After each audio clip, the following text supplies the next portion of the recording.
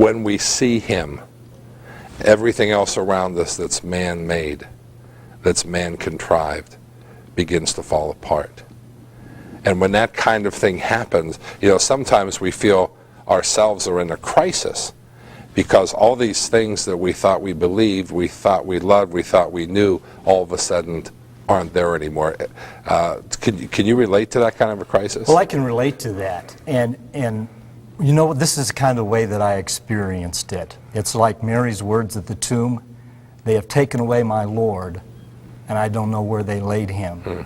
And religion has recreated Jesus. They have remade him, reshaped him into something else. And so all of us in the midst of church, we're looking, and where is Jesus? It's like he's lost, and we can't find him in the maze of the things that goes on. But I think in these days we live in a time when people are desperate. They are so passionate to discover Christ that they're bumbling around, they're knocking over chairs, and they're disrupting the order in the church because they don't care, because they must find Christ. Yeah. Well, one thing I don't understand, and maybe you can help me with it, what is this thing with trying to keep God under control? What is this about the system being so important that it has more value than the relationship with the living God? I don't get it.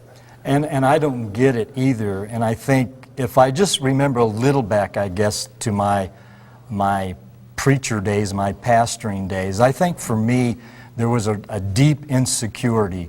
In fact, this insecurity went back to my Bible college days, in which they said, you must always stay 2 steps ahead of the people. You shouldn't share with them everything that they have.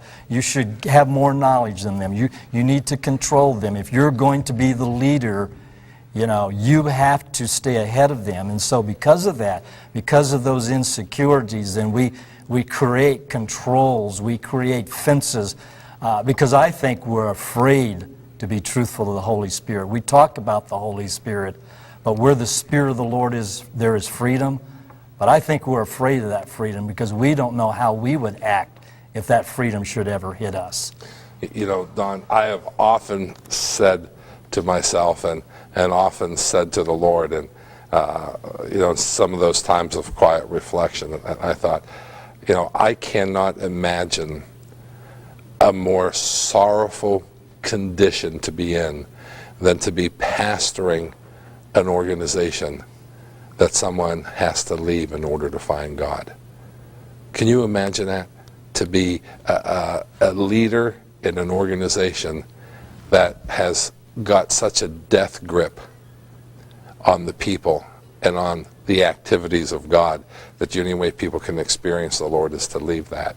It doesn't make sense, and yet I guess I can kind of identify that. I remember, like in the last year when I was pastoring, I don't know what I was going through internally, but I remember crying out to the Lord saying, if there was anything else I could do, I would get out of this right now.